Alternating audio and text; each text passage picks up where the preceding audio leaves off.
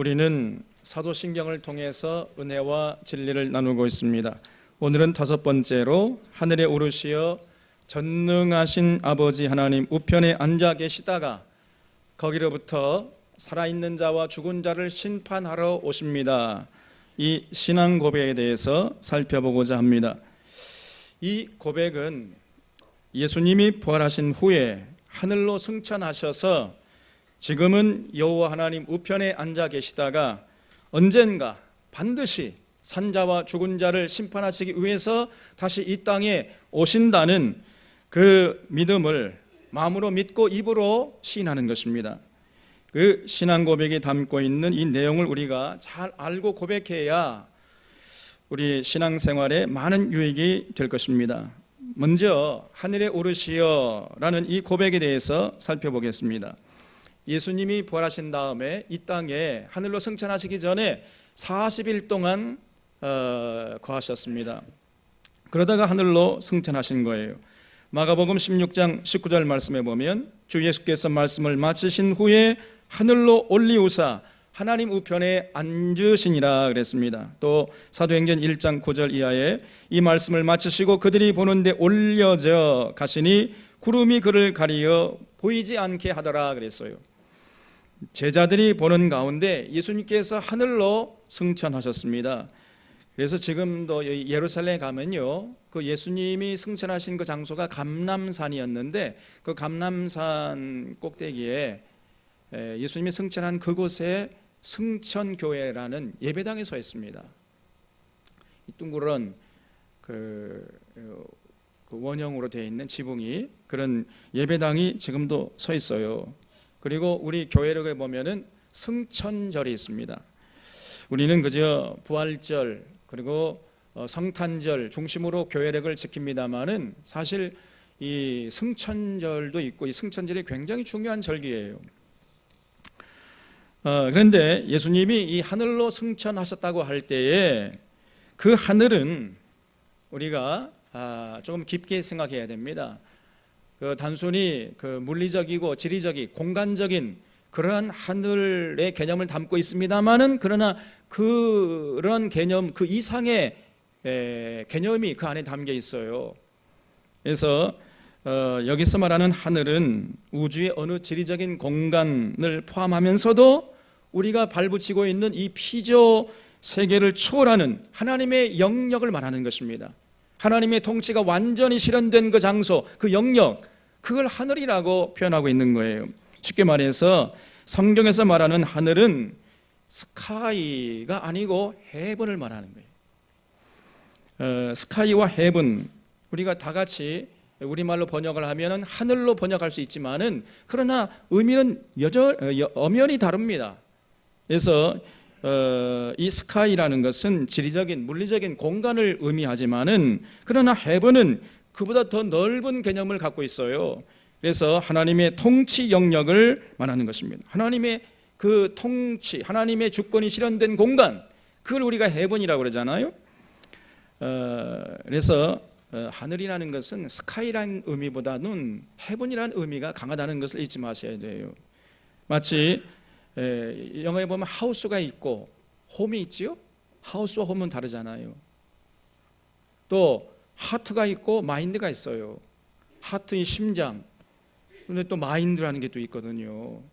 그래서 이 하늘이라는 개념도 스카이보다는 헤븐이라는 개념이 더 강하다는 것을 잊지 말아야 됩니다.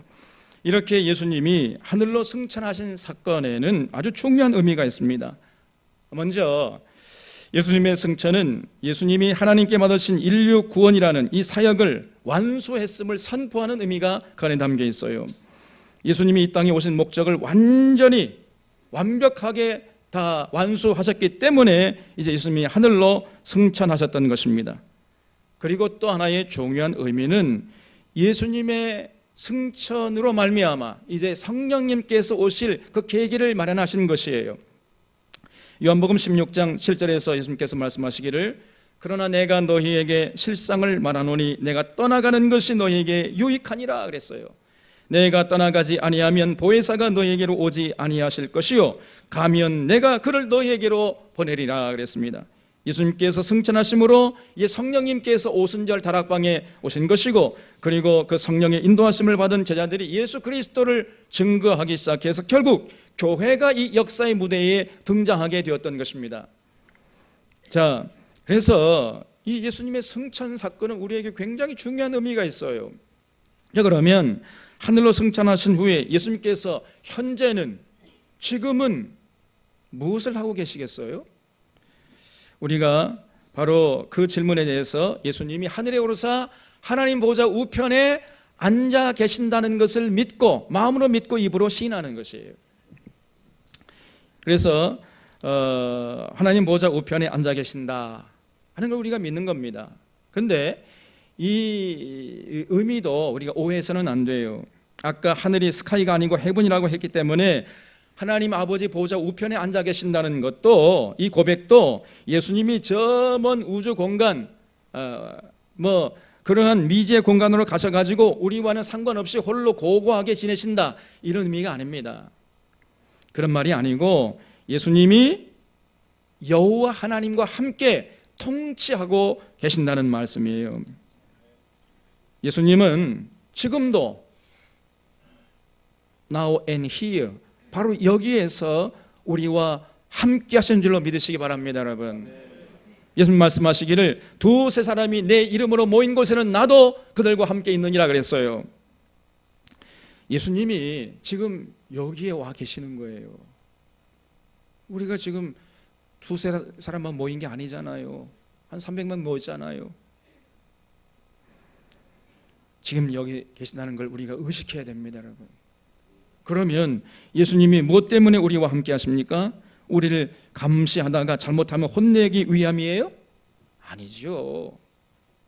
그런 경찰 같은 그걸 딱 보다가 탁 야단치고 그러기 위해서 여기 우리와 함께 하시는 게 아니고, 우리에게 복 주시려고, 어떻게 하면 우리를 생명길로 인도하시려고, 그러면서 그렇게 노심초사하시면서 지금 여기에 와 계시는 것입니다. 또 마태복음 28장 19절 이하에서 부활하신 예수님이 제자들에게 나타나셔서 말씀하시기를 그러므로 너희는 가서 모든 민족을 제자로 삼아 아버지와 아들과 성령의 이름으로 세례를 주고 내가 너희에게 분부한 모든 것을 가르쳐 지키게 하라 그랬어요. 볼지어다 내가 세상 끝날까지 너희와 항상 함께 하시리라 그랬어요.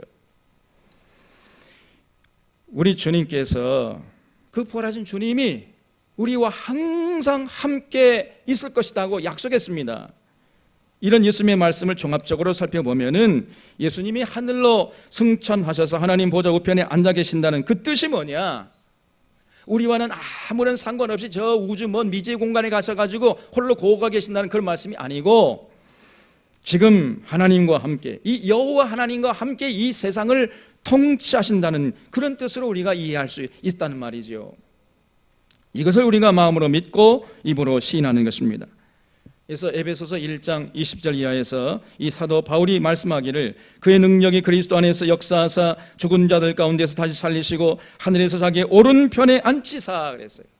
예수님을 하나님께서 하나님 우편에 앉히셨다고 그랬어요. 모든 통치와 권세와 능력과 주권과 이 세상뿐 아니라 오는 세상에 일컫는 모든 이름 위에 뛰어나게 하시고 또 만물을 그의 발 아래 복종케 하시고 그를 만물 위에 교회의 머리로 삼으셨느니라 그랬습니다.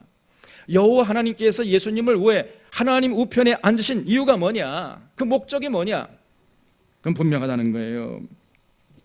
하늘과 땅의 모든 피조물들이 예수님의 위엄을 우러러 바라보고 예수님의 다스리심을 받으면서 예수님의 명령과 권위에 복종케 하기 위함이라는 것입니다. 그렇게 하기 위해서 하나님께서, 이 여호와 하나님께서 예수님을 하나님 보좌 우편에 앉으셨다는 것이에요.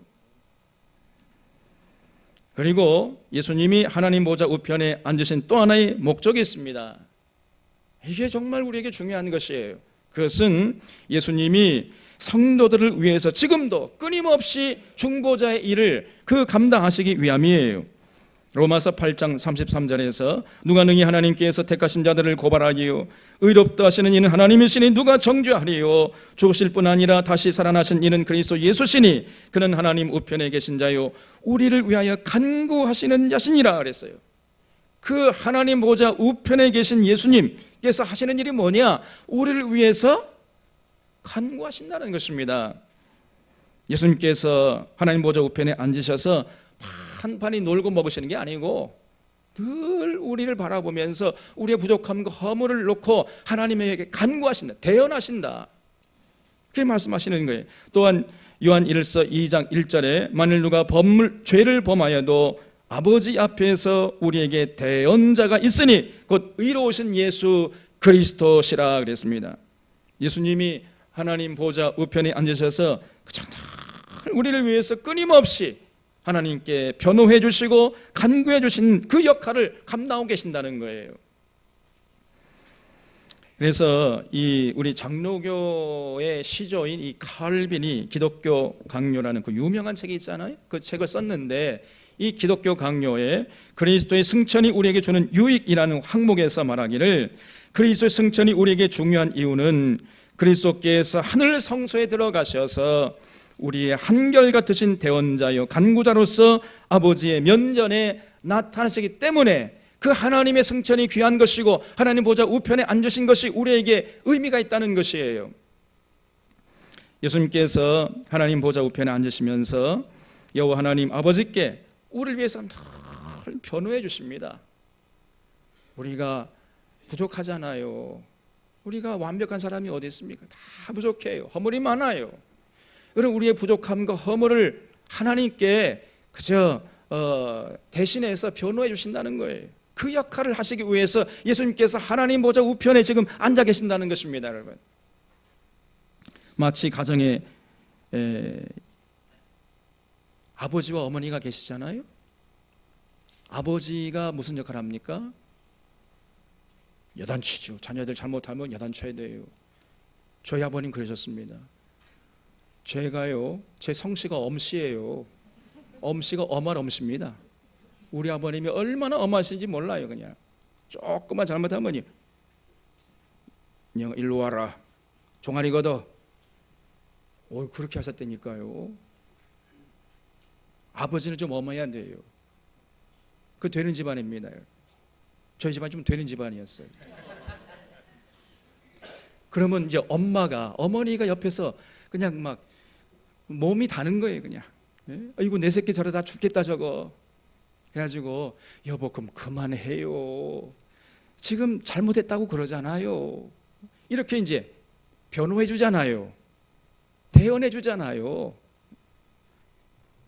그게 이제 가정의 풍습 아닙니까? 근데 요즘에는요 이 거꾸로예요. 엄마가 야 이놈의 새끼야 너 이렇게 비싼 고기 사 먹였는데 이 성적이 이게 뭐야? 너 종아리 걷어. 그럼 아빠가 냅둬.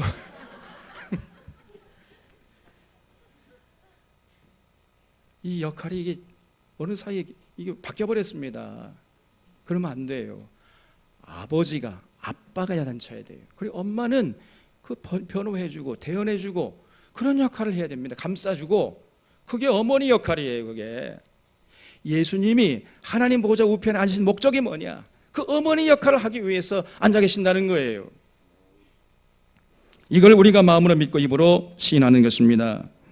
자, 그러므로 하늘에 오르사 하나님 우편에 앉아 계시다가 이렇게 마음으로 믿고 입으로 시인하는 교우들이 이 고백에 합당하게 반응하는 모습이 무엇이겠습니까? 첫째는요, 우리의 마음을 언제나 그 예수님이 계시는 그 하늘을 향해서 마음을 드는 것이에요. 골로새서 3장 1절 이하에서 바울이 말씀하기를 그러므로 너희가 그리스도와 함께 다시 살리심을 받았으면 위의 것을 찾으라 그랬어요. 거기는 그리스도께서 하나님 우편에 앉아 계시느니라. 그 하나님 보좌 우편에 앉아 계시는 그 하나님을 바라보기 위해서 우리의 마음을 들어가지고 위의 것을 바라보라는 것입니다. 위의 것을 생각하고 땅의 것을 생각하지 말아라. 이런 너희가 죽었고 너희 생명이 그리스도와 함께 하나님 안에 감추었음이니라. 우리 생명이신 그리스도께서 나타나실 그때에 너희도 그와 함께 영광 중에 나타나리라 그랬어요.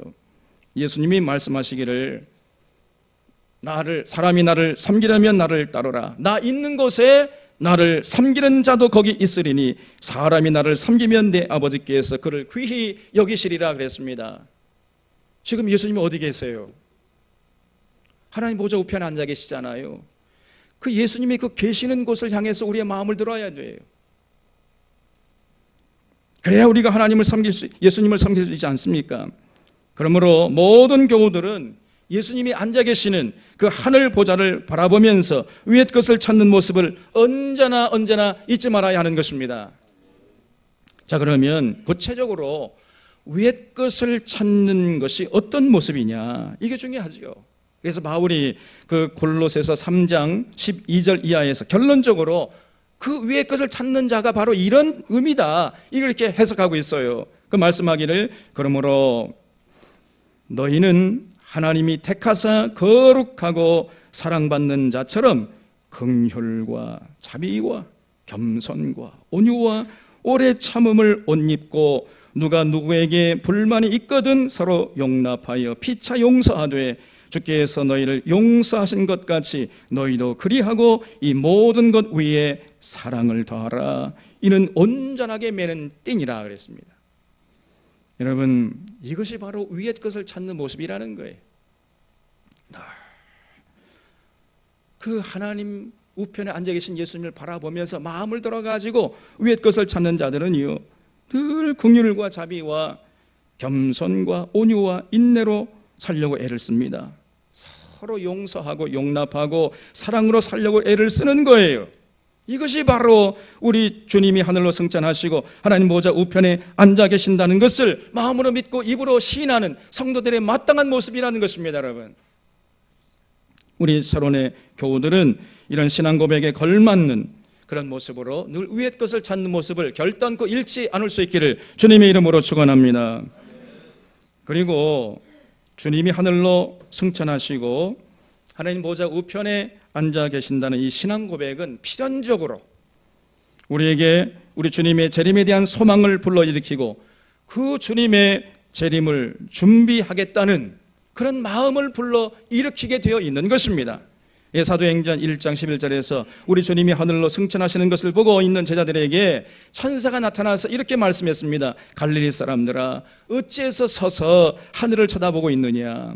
너희 가운데에서 하늘로 올리신 이 예수는 하늘로 가심을 본 그대로 오시리라 하셨느니라 그랬습니다.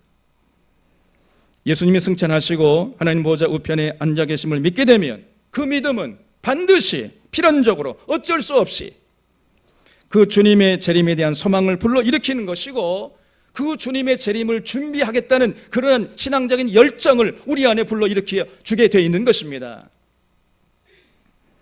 그래서 그 주님의 재림을 소망하면서 이 땅에서 주님의 뜻을 받드는 삶을 살려고 애를 쓰게 되는 것이에요. 다시 말해서 예수님이 하늘로 승천하시고 하나님 보좌 우편에 앉아 계신다는 신앙 고백은 자연히 그 다음 우리 사도신경의 신앙 고백으로 넘어가게 돼 있어요. 거기로부터 산자와 죽은 자를 심판하러 다시 오실 것이다 하는 이 신앙 고백으로 반드시 넘어가게 되어 있는 것입니다. 그래서 거기로부터 산자와 죽은 자를 심판하러 오신다는 이 고백은 예수님이 언젠가 다시 오신다는 재림에 대한 고백인데 이 재림 신앙이 성도들에게 너무나 중요한 것이에요. 주님이 다시 오신다는 것을 믿는 자와 주님이 다시 오실까? 다시 오실 수 있을까? 이렇게 회의하는 이런 사람들과는요, 그 삶이 하늘과 땅만큼 차이가 나는 거예요. 주님이 다시 오신다는 것을 믿는 자들은요, 주님이 다시 오심을 믿기 때문에 절대로 함부로 살 수 없어요. 대충 살 수 없습니다. 그러나 주님이 다시 오신다는 것을 믿지 않는 자들은요, 함부로 살아버리는 것이죠. 자기 소리 옳은 대로 살아버려요. 그냥 대충 그저 살아버리는 것입니다. 왜냐하면 주님이 다시 오실 걸 믿지 않기 때문에 그럴 수밖에 없는 것이죠. 그러므로 이 재림신앙이 정말로 중요한 거예요. 그러나 안타깝게도 요즘 정통교회에서는 이 재림신앙이 희미해지고 있어요. 왜냐하면은 참 시한부 종말론자들이 주님의 재림에 대해서 자꾸만 틀린 말을 많이 했기 때문에 요즘 교회에서는 이 주님의 재림에 대해서 이야기하면은요, 저 사람 혹시 이단 아닌가? 이렇게 생각하는 경향이 있다는 것이에요. 이것이 바로 마귀가 노리는 것입니다, 여러분. 아닙니다, 여러분. 우리가 이 재림신앙에 대해서 잘못된 가르침, 그것도 우리가 거부해야 되지만 그렇다고 해가지고 재림신앙이 희미해져서는 안 되는 것이에요. 여러분, 반드시 부활신앙은 재림신앙과 연결되게 되어 있습니다. 주님이 부활하셨고 우리가 부활한다는 것은 곧 주님이 다시 오신다는 그 재림신앙과 반드시 연결되게 되어 있는 것이에요. 그리고 이 재림신앙은 천국에 대한 소망으로 연결되어 있는 것입니다. 그래서 부활에 대한 소망과 재림에 대한 소망과 천국에 대한 소망, 이거는 동전의 양면처럼 뗄래야 뗄 수가 없는 것이에요.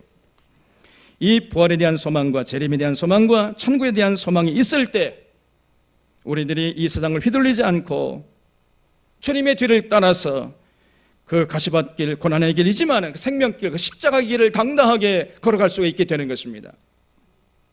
그러므로 이 재림신앙이 우리에게 중요한 것이에요. 그래서 우리는 예배 시간마다 잊지 않고 거기로서 산자와 죽은 자를 심판하러 오실 예수님을 믿고 고백하는 것입니다. 여러분, 우리 사랑하는 샤론의 성도님들은 절대로 이 재림신앙이 희미해지지 않을 수 있기를 주님의 이름으로 축원합니다. 우리 주님이 여러분 다시 오십니다. 반드시 다시 오시는 것이에요. 하늘로 가심을 본 그대로 오실 것입니다. 그리고 다시 오실 때에는 더 이상 구세주가 아니세요. 이제는 심판주로 다시 오십니다. 그동안 그토록 외쳐도 들은 채도 하지 않는 이 불신자들, 또 믿기는 믿어도 그저 엉터리로 대충 믿은 이 쭉정이들과 가라지들을 심판하기 위해서 우리 주님이 반드시 다시 오시는 것이에요. 산자와 죽은 자를 심판하러 다시 오실 것입니다. 그리고 그 주님이 다시 오실 때는요, 공개적으로 오십니다. 여러분, 이걸 우리가 분명히 해야 돼요. 마태복음 24장 27절을 보면 예수님께서 말씀하시기를 주님 다시 오실 때는 마치 번개가 동편에서 나서 서편까지 번쩍임같이 인자의 임함도 그러하리라 그랬어요. 모든 사람들이 알 수 있도록 공개적으로 오신다는 말씀이죠. 번개가 동해에서 번쩍해가지고 서에서 번쩍, 순식간에 그냥 번쩍이잖아요. 모든 사람들이 다 알 수 있잖아요. 그런 것처럼 우리 주님이 다시 오실 때는 그렇게 공개적으로 오시는 것입니다. 우리 주님이 처음에 구원주로 오실 때는요, 아주 은밀하게 오셨어요. 알만한 사람은 알게, 모를 만한 사람은 모르게 이렇게 은밀하게 오셨습니다. 그러나 다시 오실 때는요, 그렇지 않아요. 믿는 자나 믿지 않는 자나 지금 주님이 재림하시는구나 다 알 수 있도록 공개적으로 오신다는 거예요. 그러므로 나는 지금 주님이 재림하신 줄 모르고 있는데 어떤 사람이 와가지고 우리 주님 재림하셨어, 그러면요 그 사람 얘기는 100% 거짓말, 가짜예요. 그는요, 진짜 예수님이 재림하셨다면요, 나도 알고 너도 알고 그도 알고 그것들도 알고 모두가 다 알아야 돼요. 그렇게 공개적으로 오신다는 것입니다. 여러분, 자, 그러면 언제 오시겠어요? 이게 중요한 관심사지요. 기독교 2000년 역사 동안 이것이 모든 사람들의 초미의 관심사였습니다. 우리 주님이 언제 오실까? 수많은 사람들이 여기에 관심을 가졌어요. 그러나 안타깝게도 그때와 그 시기는 알 수가 없다고 예수님이 말씀했어요. 예수님께서 말씀하시기를 때와 시기는 아버지께서 자기의 권한에 두셨으니 너희의 알 바 아니요 그랬습니다. 아무도 주님이 언제 오시는지 알 수 없다고 아주 못을 박아버렸어요. 이것을 확실히 해야 됩니다. 이것이 희미하기 때문에 자꾸만 그 시한부 종말론자들이 출현하고 있는 것이고 그 시한부 종말들의 그 어그러진 말에 자꾸 휘둘린 사람들이 나오게 되는 거예요. 주님께서 몇 년 몇 월 며칠에 오신다 이렇게 주장하는 자들은요, 전부 잘못된 자들. 하늘에서 내려온 천사라 할지라도 그렇게 말하는 사람이 있다 하면 그 사람은 저주받을 사람인 줄로 믿으시기 바랍니다. 여러분, 그건 거짓이요 가짜예요. 절대로 그런 거짓된 것들에게 휘둘리지 않는 우리 사랑의 성도님이 다 될 수 있기를 주님의 이름으로 축원합니다. 그러나 우리 주님은 몇 년 몇 월 며칠에 오신다는 것을 알지 못하게 하셨지만은, 그러나 주님이 가까울 때, 가까우면 가까울수록 주님이 이제 다시 올 때가 이제 가까웠구나 하는 알 수 있는 시대의 징조를 우리에게 알려주셨어요. 주님이 다시 오시기 전에 어떤 일들이 일어나는가, 그 시대의 징조를 우리에게 알려주셨습니다. 그래서 오늘 봉독한 말씀 데살로니가 후서 2장 1절을 보겠습니다.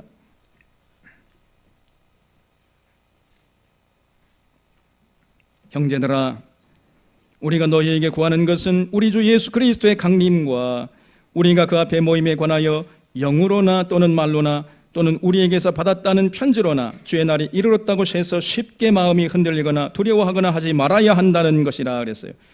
여기 그 모임에 관하여 영으로나 그걸 줄쳐보십시오. 영이 성령님이죠. 어떤 자들이 와가지고 주님 오셨다 해도 결단코 거기에 속아 넘어가지 말라는 것입니다. 내가 성령 받았어 주장하면서 어떤 사람이 와가지고 주님 오셨어 이렇게 해도 거기에 쉽게 경거망동하게 행동해서는 안 된다는 거예요. 지금부터 약 27년 전에 이 다미 선교회라는 게 있었습니다. 다가올 미래를 준비하라. 그래서 다미 선교회예요. 그래서 이 다미 선교회가 이 시한부 종말론을 내세웠어요. 이 시한부 종말론자들이 아주 극성을 부렸습니다, 여러분. 이들은 주장하기를 1992년 10월 28일 자정에 우리 주님이 다시 오신다는 거예요. 아주 못을 박아버렸습니다. 그럼 우리 성경 말씀에 보면 이건 틀린 얘기잖아요. 엉터리잖아요. 가짜 않습니까? 가짜잖아요. 그런데 여기에 많은 사람들이 넘어가 버렸어요. 그래서 이들이 다미 선교회 집회에 나온 사람들이 전부 다 예수님 옛자도 모르는 초짜들이 거기 가면은요 전부 성령 받았다는 거예요. 성령 받고 방언기도 이 터지고 그리고 그 받은 방언을 통역해 보니까 1992년 10월 28일 날 자정에 주님 오신다는 거예요. 다 똑같은 결론에 도달했던 거예요. 그 사람들이 깜짝 놀랐습니다. 그런 와중에 종로의 하방이라는 중3 학생이 자기도 이제 방언 받고 방언 기도하고 그걸 통역해 보니까 1992년 10월 28일 자정에 주님 오신다는 겁니다. 그 사람들이 깜짝 놀란 거예요. 게다가 저 부산에서 권민아라는 처녀 예언자가 나타나가지고 자기도 방언 받고 통역해 보니까 똑같다는 거예요. 그러니까 수많은 사람들이 믿었습니다, 여러분. 다 큰 어른이라면은 속임수로 그렇게 말할 수 있지만은 저렇게 해맑은 어린 아이들이 무슨 유익이 있다고 그 꼼수를 부리겠느냐, 속임수로 말하겠느냐 이러면서 저들의 말은 틀림없다고 믿어주었어요. 그래서 순식간에 12만 명 정도가 이 다미 선교에 빠져버렸습니다. 거기 보면은요 권사, 장로, 목사한테 다 빠졌어요. 그래서 정말 이들은 1992년 10월 28일에 주님이 다시 오실 줄 믿고 자기들의 집회 장소에서 흰옷 입고 자정이 되기만을 기다렸어요. 그래서 그때 이 워낙 그 사회에 큰 문제가 되었기 때문에 MBC 9시 뉴스에서 그걸 중계방송해 줬습니다. MBC 9시 뉴스에 나오기도 했어요. 그렇게 난리법석을 떨었습니다. 그런데 결과적으로 주님이 오셨어요? 안 오셨어요? 그럼 어떻게 된 겁니까? 안 오셨잖아요. 저들이 성령 받고 방언 받고 통역해 보니까 1992년 10월 28일 주님이 오신다고 했는데 아니었습니다. 그럼 어떻게 된 거예요?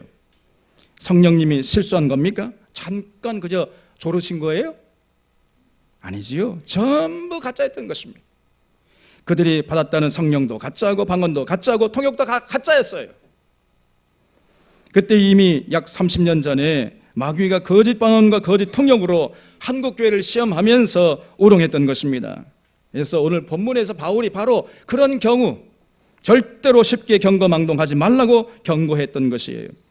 자, 그러면서 바울은 우리 주님이 재림하시기 전에 먼저 일어나야 할 일들이 있다는 것을 아주 자세하게 말씀하고 있습니다. 3절을 보면은 누가 어떻게 해도 너희가 미혹되지 말아라. 먼저 배교하는 일이 있고 저 불법의 사람 곧 멸망의 아들이 나타나기 전에는 그날이 이르지 아니하리니 그는 대적하는 자라 신이라고 불리는 모든 것과 숭배함을 받는 것에 대항하여 그 위에 자기를 높이고 하나님의 성전에 앉아 자기를 하나님이라고 내세우느니라 그랬어요. 그러니까 주님이 오시기 전에 반드시 먼저 있어야 할 일이 뭐냐? 배교하는 일이 있다는 거예요. 수많은 사람들이요 이거 예수 믿어봤자 뭐 아무런 이익도 없구만 그래가지고 배교한다는 거예요. 교회 공동체를 떠난다는 것입니다, 여러분. 그리고 먼저 자칭 하나님이라고 하면서 성전에 앉아서 자기를 하나님이라고 주장하면서 자기를 섬기라고 하는 이런 적그리스도가 나타난다는 거예요. 9절을 보면은요, 그런 자들이 나타나가지고 뭘 하느냐? 악한 자의 나타남은 사탄의 활동을 따라 모든 능력과 표적과 거짓 기적과 불의의 모든 속임으로 멸망하는 자들에게 있으리니 이는 그들이 진리의 사랑을 받지 아니하여 구원함을 받지 못함이니라 그랬습니다. 이런 악한 자들이 사람 앞에 나타나가지고 대단한 능력을 보여준다는 것입니다. 모든 능력과 모든 표적을 행하는 거예요. 그러니까 사람들이요, 그냥 껌뻑 죽는 거지요. 요즘도 성령 집회한다는 곳에 가보면요, 아말감 이빨이 금 이빨로 바뀐대요. 갑자기 여러분 아말감 이빨이 있는 사람들은 거기 가세요. 금 이빨로 변한답니다. 하늘에서 금가루가 막 떨어진대요. 그럼 여러분 가보고 싶어요, 안 가고 싶어요? 아니, 공식적인 멘트 말고 솔직하게 얘기해봐요. 하늘에서 금가루가 떨어지는데?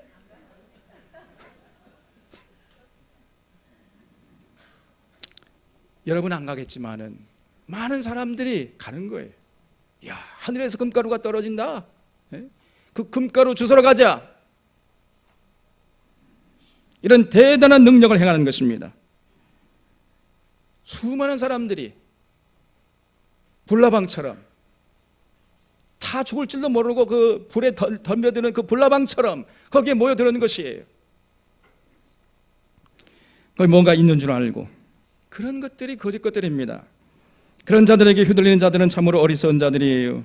그래서 할 수만 있으면 택한 백성이라 할지라도 죽음의 길로 끌고 가려고 마귀가 그렇게 수단 방법 가리지 않는다는 것입니다. 앞으로 그래서 점점 그런 일들이 많아진다는 거예요.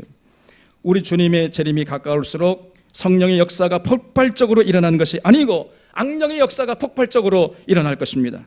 우리 주님 말씀하시기를 내가 세상에 다시 올 때 세상에서 믿음을 보겠느냐 그러셨어요. 여러분, 이 예수님의 탄신을 우리가 마음속에 기억해야 됩니다. 또 바울은 디모데후서 3장 1절 이하에서 이렇게 말했습니다. 너희는 이것을 알라, 말세에 고통하는 때가 이를 것이다 그랬어요. 말세가 되면 될수록이요, 주님 다시 오실 때가 가까우면 가까울수록 이제 고통하는 때가 된다는 것입니다. 사람들이 자기를 사랑하고 돈을 사랑하고 자랑하고 교만하고 비방하고 부모를 거역하고 감사하지 아니하고 거룩하지 아니하고 무정하고 원통함을 풀지 아니하고 모함하고 절제하지 못하고 사납고 선한 것을 좋아하지 않고 배신하고 조급하고 자만하고 쾌락을 사랑하기를 하나님 사랑한 것보다 더하고 경건의 모양은 있으나 경건의 능력은 부인하는 이런 자들로 득실하게 된다는 것입니다. 여러분, 마지막 때가 되면 될수록 우리 주님이 다시 오실 때 가까워지면 가까워질수록 여러분 세상에서는요 사랑이 식어지고 삭막해진다는 거예요. 사람들마다 전부 자기를 사랑합니다. 우리 하나님께서 뭐라고 요구했지요? 하나님을 사랑하고 이웃을 사랑하라 그랬는데 하나님 사랑하지 않아요. 이웃 사랑하지 않아요. 그저 자기만 사랑해요. 자기밖에 몰라요. 그런 자들로 천지백가리가 된다는 거예요. 이 천지백가리 가득 차가 된다는 것이죠. 돈을 사랑하고 돈 때문에 양심도 팔아먹고 의리도 팔아먹고 우정도 팔아먹고 신앙도 팔아먹고 나라까지 팔아먹으면서 그저 권력 앞에 무릎 꿇고 권력의 죽은 노릇하면서 자기의 뱃속을 취하는 이런 자들이 판을 친다는 것입니다. 여러분, 또 자랑하고 교만하고 비방하고 부모 거역하고 감사하지 않고 거룩하지 않고 무정한 원통함을 풀지 않아요. 마음속에 꼭 두고 보자. 이거 마음을 풀지 않는 것입니다. 모함하고 절제하지 않고 사납고 선한 것을 좋아하지 않고 배신하고 조급하고 자만하고 쾌락 사랑하기를 하나님 사랑보다 더하고 경건의 모양은 있지만 경건의 능력을 부인하는 자들로 세상에 득실하게 된다는 거예요. 이렇게 성경이 제시하는 미래는 주님의 재림이 가까울수록 성령 충만한 것이 아니고 악령 충만한 세상이 될 것이라는 거예요. 상당히 성경이 제시하는 이 세계관은요 좀 부정적입니다. 부정적인 미래상을 제시하고 있는 거예요. 그런데 그 어떤 자들은 주님 다시 오실 때는 성령이 폭발적으로 역사하셔가지고 교회가 부흥하고 구원받는 자들이 막 넘쳐나게 된다고 이렇게 가르쳐요. 성경의 가르침과 전혀 정반대로 가르치는 것입니다. 당장은 듣기는 좋은 얘기죠. 이걸 소위 늦은 비 신학이라고 하는 거예요. 이들은 요엘서 2장 23절 요 한 구절 가지고 늦은 비 신학을 주장합니다. 그래서 요엘서 2장 23절 말씀 보면은 시온의 자녀들아 너희는 너희 하나님 여호와로 말미암아 기뻐하며 즐거워할지어다. 그가 너희를 위하여 비를 내리시되 이른 비를 너희에게 적당하게 내려 주시리니 이른 비와 늦은 비가 예전과 같을 것이니라 그랬어요. 여기서 이른 비는 뭐냐? 오순절 다락방에 내리는 성령의 비고, 늦은 비는 주님 다시 오시기 직전에 폭발적으로 내리시는, 폭발적으로 역사하시는 성령의 비라는 거예요. 그래서 앞으로 이제 가면 갈수록 교회가 부흥하고 주님 다시 오시기 직전에는 교회가 폭발적으로 부흥하게 될 것이라 이렇게 주장을 합니다. 이거는요 전혀 성경에 가르치는 거 맞지 않는 거예요. 그렇지 않습니다, 여러분. 이 구절은요 그런 뜻이 아니에요. 진정으로 당시 이스라엘 백성들이 회개하고 돌아오면 하나님께서 용서하시고 다시 하늘에서 이른 비와 늦은 비를 때를 따라서 내려주셔가지고 그들 풍년을 맞게 해서 잘 먹고 잘 살게 해주겠다, 그런 약속이었던 것입니다. 그래서 이른 비는 10월에 그 하늘에서 내리는 물이고요, 이게 성령이 아닙니다. 그냥 하늘에서 내리는 물이에요. 그리고 늦은 비는 그 다음 이듬해 보리 패기 직전에 내리는 하늘에서 내리는 물이에요. 4월 달에 내리는 물, 그게 늦은 비입니다. 그게. 그래서 이 구절은 주님의 재림과는 전혀 상관이 없는 구절이었어요. 그런데 이 늦은 비 신학을 주장하는 자들은 이렇게 성경을 자기 멋대로 자기 입맛대로 사사로이 풀면서 성경을 제 멋대로 해석해 버리는 것입니다. 그런데 안타까운 것은 수많은 성도들이 바로 여기에 그냥 넘어가는 거예요. 조금만 생각하면 거짓이라는 것을 알 수 있는데 그걸 분별치 못하는 것입니다. 만약 이들의 주장이 맞다면 다른 성경 구절들은 다 어떻게 되는 거예요? 다 모순되지 않습니까? 지금 분명히 우리 주님이 내가 세상에 다시 오실 때 세상에서 믿음을 보겠느냐 이렇게 말씀했잖아요. 또 마지막 때가 되면 사람들이 자기를 사랑하고 돈을 사랑하고 교만하고 경건의 능력은 부인하고 경건의 모양은 있지만은 경건의 능력을 부인한다 그랬잖아요. 그러면 성경이 모순되는데, 그러니까 성경을 통전적으로 보면은 이 요엘서의 구절은 그런 그 영에 한다는 그런 늦은 비 신학하는 주장하는 그런 사람들처럼 해석하면 안 되는 것을 금방 알 수 있지 않습니까? 성경을 조금만 알면은요 그런 늦은 비 신학이 거짓된 것임을 금방 알 수 있는데 그런 거짓된 주장을 전혀 분별치 못하고 그냥 거기에 따라가 버리는 거예요. 참으로 안타까운 모습입니다, 여러분. 아닙니다. 주님이 다시 오시기 직전에 성령이 폭발적으로 역사하는 것이 아니고 악령이 폭발적으로 역사하게 되는 거예요. 이것이 성경이 가르치는 진리입니다. 그러니까 우리 주님이 다시 오시는 거예요. 만약에 성령이 폭발적으로 역사해가지고 교회가 부흥하고 구원받는 자들이 폭발적으로 늘어나면 우리 주님이 오실 이유가 없지요. 아주 구원받을 자가 많은데 왜 주님이 오십니까?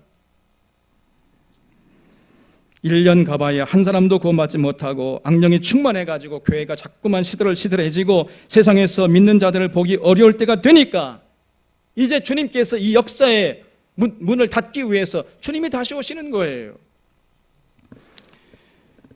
자, 그러면 왜 하나님께서 주님이 오시기 전에 먼저 이 거짓 선지자들, 이 적그리스도를 보내가지고 모든 능력과 모든 표적을 해가지고 수많은 성도들을 그런 거짓된 자들 따라가게 하시느냐 말이에요. 도대체가 그 이유가 뭡니까? 아니 거짓 선지자들이 일어나기 전에, 적그리스도가 일어나기 전에 먼저 주님이 오시면은 성도들이 미혹받을 일도 없잖아요. 그러면 다 좋은 거 아닙니까? 그런데 어째서 하나님께서 무슨 억하심정이 있으셔가지고 주님이 다시 오시기 전에 먼저 거짓 선지자를 보내시냐 그 말입니다, 여러분. 그래서 수많은 성도들을 미혹해 하느냐, 그 이유가 과연 뭐냐 말이에요. 거기에 대해서 오늘 말씀 데살로니가후서 2장 11절에서 바울이 이렇게 말씀하는 거예요. 이러므로 하나님이 미혹의 역사를 그들에게 보내사 거짓 것을 믿게 하심은 진리를 믿지 않고 불의를 좋아하는 모든 자들로 하여금 심판받게 하기 위해서 하나님께서 예수님 보내시기 전에 먼저 거짓 선자를 보내신다는 것입니다, 여러분. 그래서 여기 11절에 거기 줄쳐 보세요. 왜 하나님이 예수님이 다시 오시기 전에 먼저 거짓 선자들을 보내가지고 성도들을 미혹해 하는가? 원래 신앙생활이라는 게 어떻게 해야 되는 겁니까? 신앙생활의 핵심이 뭐예요? 성경의 진리를 깨닫고 진리 따라 살려 하고 진리를 추구하고 그래야 되는데 거기는 전혀 이 진리에 관심도 없고 진리 따라 살려 하지 않고 그저 기복신앙이나 번영신학이나 신비주의에 취해 있는, 그래서 거기에 신앙 열정을 불태우는 이런 사람들 우리가 쭉쟁이라고 그래요. 이 가라지들, 쭉쟁이들 이 가려가지고 한 곳에 몽창 모여있게 해가지고 심판하기 좋도록 하기 위해서 먼저 하나님께서 예수님 보내기 전에 거짓 선자를 보낸다는 것입니다. 여기 11절에 무슨 말인지 이해가 되셨습니까? 이해가 되도록 설명이 됐어요? 이 말씀이 너무너무 중요한 것이에요. 그러므로 주님의 재림에 대한 소망을 가지고 사는 성도들이 이 땅에 사는 동안 어떻게 살아야 하겠습니까, 여러분? 거기에 대해서 집중적으로 말씀하고 있는 성경책이 바로 베드로후서예요. 베드로후서는 참 소망에 관한 진리를 전하고 있는 귀하신 하나님의 말씀입니다. 소망에도요, 참 소망이 있고 짝퉁 소망, 거짓 소망이 있어요. 이 참 소망은 부활의 소망이요, 재림의 소망이요, 천국의 소망입니다. 이런 소망이 있는 자들을 위해서 기록된 말씀이 베드로후서예요. 이 베드로후서 1장을 보면은 하나님이 우리를 구원하신 것은 우리 죄를 사해 주시고 내팽개쳐 주시기 위함이 아니고 우리 죄를 사해 주신 다음에 하나님의 성품, 신의 성품에 참여하는 자가 되기 위해서 우리를 구원하셨다고 말씀하고 있어요. 여러분, 얼마나 놀라운 말씀입니까? 우리같이 부족한 자들을 하나님께서 구원하신 다음에 높여주셔가지고 하나님처럼 되게 하려고 우리를 불러주셨다는 거예요, 여러분. 이 사실을 믿으시기 바랍니다. 그러므로 부활의 소망, 재림의 소망, 천국의 소망이 있는 성도들은요, 이제 신의 성품에 참여하는 자가 되기 위해서 성경에서 가르치는 진리로 무장해가지고 끊임없이 자기 자신을 스스로 성장하고 성숙하고 성화되는 삶을 살려고 애쓴다는 거예요. 반드시 그런 모습이 있는 것입니다. 예수 그리스도의 십자가의 보혈의 은혜를 통해서 구원받는 자는 이제 성경의 진리로 무장해가지고 성장하고 성숙하고 성화되는 삶을 살려고 애를 쓰는 거예요. 여기에 신앙의 열정을 불태우는 것입니다. 이것이 올바른 신앙생활의 모습이라고 지금 말씀하고 있는 거예요. 그래서 믿음의 덕의 지식을, 지식의 절제를, 절제의 인내를, 인내의 경건을, 경건의 형제 우애를, 형제 우애에 사랑을 더하려고 애를 쓰는 것입니다. 그런 모습을 갖춰 나가려고 몸부림치고 발버둥치는 거예요. 이것이 우리를 구원하신 하나님의 뜻임을 잘 알기 때문입니다.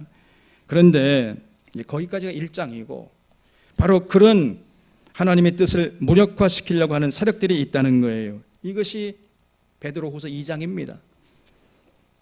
그들이 바로 마귀의 세력들이고 마귀를 등에 업은 마귀의 종들이라고 말씀하고 있는 거예요. 다시 말하면 이 거짓 선지자들, 이단들이 나타나가지고 어떻게 하든지 성도들로 하여금 성경의 진리로 무장하지 못하도록, 성경의 진리 따라 살지 못하도록, 성경의 진리에서 관심을 돌리도록 수단방법 가리지 않고 성도들을 위혹한다는 것입니다.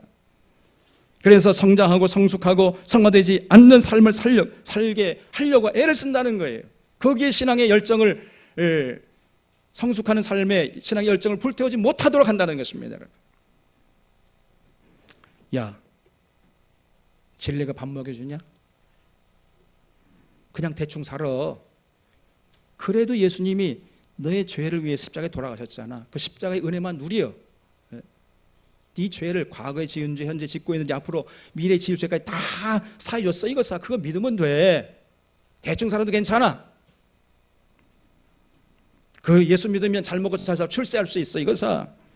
이렇게 달콤하게 속삭이면서 진리를 외면하게 하고 십자가의 도를 외면하게 하는 거예요. 신앙을 사격거리로 전락시키려고 온갖 교묘한 술수를 쓴다는 것입니다. 거기에 대한 말씀이 바로 베드로후서 2장이에요. 그래서 베드로 사도는 말씀하기를 이런 이단들은 본래 잡혀 죽기 위하여 난 이성 없는 짐승 같은 것들이고 저주의 자식들이다, 이렇게 말씀하고 있습니다. 이들은 물 없는 샘이요 광풍에 속절없이 밀려가는 안개니라 그랬어요. 이런 자들에게 준비된 것은 캄캄한 어둠이 예비되었다고 말씀하고 있습니다. 그리고 그런 거짓된 자들에게 휘둘리는 그런 자들도 미래가 없는 것이에요. 그러므로 우리는 특심의 노력으로 이런 거짓된 자들을 경계해야 하는 것입니다. 자, 그러면서 베드로후서 3장에서는 베드로 사도가 우리 주님이 다시 오신다는 것을 아주 강조하고 있습니다. 우리 주님께서는요, 하루가 천년 같고 천년이 하루 같다 그랬습니다. 주님에게는 천년이 하루 같고 하루가 천년 같은 이 한 가지를 잊지 말아라, 이러면서 당시 초대교회 성도들에게 부탁하고 있어요. 그러니까 우리 주님이 부활하시고 승천하신 것, 우리 인간의 시간으로 하면 지금 2000년 지났죠? 그러나 예수님의 시간으로 하면 지금 며칠 지났어요? 딱 이틀 지났어요. 이제 3일째 되면 오실 수도 있습니다, 여러분. 그러니까 주님이 부활하시고 승천하신 지 그리 오랜 시간이 지난 것이 아니라는 거예요. 그걸 잊지 말아라. 다시 말씀, 주님이 곧 오신다는 것입니다. 주님이 다시 오실 때에는 모든 것이 다 이제 뜨겁게 풀어지게 된다는 거예요. 다시 말해서 그동안 참고 참았던 그 하나님의 모든 분노와 심판을 불신자들에게 쏟아 부을 것이다, 죽정이들 가라지들에게 쏟아 부을 것이라고 말씀하고 있습니다, 여러분. 그러므로 주님이 다시 오신다는 것을 마음으로 믿고 입으로 신하는 자들이 이제 어떻게 살아야 하겠습니까? 그래서 베드로후서 3장 11절에서 베드로 사도가 말씀하기를 이 모든 것이 이렇게 풀어지리니 너희가 어떠한 사람이 되어야 마땅하냐, 거룩한 행실과 경건함으로 하나님의 날이 임하기를 바라보고 간절히 사모하라 그랬어요. 그날이 하늘이 불에 타서 풀어지고 물질이 뜨거운 불에 녹아지려니와 우리는 그의 약속대로 의가 있는 곳인 새 하늘과 새 땅을 바라보는 노다 그랬습니다. 주님의 재림에 대한 소망을 가진 자들은요, 반드시 거룩한 행실과 경건함으로 준비하라는 것입니다. 그리고 결론적으로 14절에서 이렇게 말씀합니다. 그러므로 사랑하는 자들아, 너희가 이것을 바라보나니 주 앞에서 점도 없고 흠도 없이 평강 가운데서 나타나기를 힘쓰라 그랬어요. 이것이 결론이에요. 점도 없이 흠도 없이 스테인레스, 그런 삶을 추구하는 것입니다. 그래서 평강 가운데 나타나기를 힘쓰라 그랬어요. 또 18절에 오직 우리 주 곧 구주 예수 그리스도의 은혜와 그를 아는 지식에서 자라가라 그랬습니다. 우리 주님이 다시 오심을 믿는 자들은요, 자신의 삶의 자리에서 진리 따라 정직하고 성실하게 살아야 한다는 것입니다. 이게 중요한 거예요. 세상에 나가서 세상에 동화되지도 않고, 그렇다고 세상이 타락했다고 해가지고 세상을 부정하면서 은둔하지도 않고, 세상 한복판에 나가서 그 세상 사람들과 어깨를 나란히 하면서 부딪히면서 살면서도 거기에 동화되지도 않고 구별되게 살라는 것입니다. 이것이 거룩한 삶이라는 거예요. 요즘 우리 주변을 돌아보면요, 불행하게도 한편에서는 번영신학, 기복신앙이 기승을 부리고 있고, 다른 한편에서는 성령 집회한다고 하면서 신비주의로 몰아가는 분위기가 기승을 부리고 있습니다. 이것이 오늘 한국교회입니다. 거기에 그 신비주의나 기복신앙이나 번영신학의 신앙의 열정을 불태우라고 속삭이면서 성경의 진리 따라 사는 삶을 외면하도록 성도들 이끌어가는 것이에요. 여기에 휘둘리는 자들은 주님 다시 오실 때 가라지와 쭉정이로 구분되어 가지고 타는 지옥불에 던져지게 될 것입니다. 그리고 그런 자들이 많아지면은요, 그런 교회는 절대로 건강한 교회가 될 수가 없는 것이고, 그런 교회는 하나님의 영광을 드러낼 수가 없는 것이고, 하나님의 거룩한 도구가 될 수가 없는 것은 자명한 사실이에요. 재림에 대한 소망을 가진 성도들은 결단코 이런 거짓된 자들의 거짓된 주장에 휘둘리지 않는 것입니다. 예수님의 가르침을 통해서 진리를 깨닫고 진리로 무장해서 진리 따라 사는 삶에 자신의 신앙적인 열정을 거기에 불태우는 것이에요. 부활에 대한 소망, 재림에 대한 소망, 천국에 대한 소망은 우리 주님이 재림하실 때에만 의미가 있는 것이 아니고, 지금 여기서 살아생전에 우리의 삶에 아주 중요한 영향을 미치고 있는다는 것을 잊지 마셔야 되는 거예요. 이 소망이 있는 자와 없는 자는 하늘과 땅만큼 삶의 차이가 난다 그랬습니다. 이런 소망이 있는 자들은요, 성경의 진리를 따라서 살려고 스스로 애쓰는 거예요. 거기에 몸부림치는 것입니다. 주님의 재림을 준비하는 완전한 준비가 무엇이겠습니까? 다른 게 아니에요, 여러분. 성경을 통해서 진리를 깨닫고 진리로 무장해서 진리 따라 사는데 최선을 다하는 것입니다. 주님 사랑하고 주님의 가르침을 따라서 하루하루 정직하게 성실하게 살아가는 거예요. 세상에 나아가서 동화되지도 않고, 그렇다고 타락한 세상에 싫다고 세상을 멀리하면 은둔하지도 않고, 세상 한복판에 나가서 거기서 진리 따라 구별되게 살아가는 것입니다. 이것이 주님의 재림을 소망하는 성도들의 마땅한 모습이에요. 아무쪼록 우리 사론의 교우들은 하늘에 오르시어 전능하신 하나님 아버지 우편에 앉아 계시다가 거기로부터 산자와 죽은 자를 심판하러 오실 것입니다. 이렇게 고백할 때마다 성경을 통해 진리를 깨닫고 진리로 무장해서 진리 따라 사는 삶을 살리라, 이런 거룩한 의지를 불태우고 거기에 신앙의 초점을 맞추고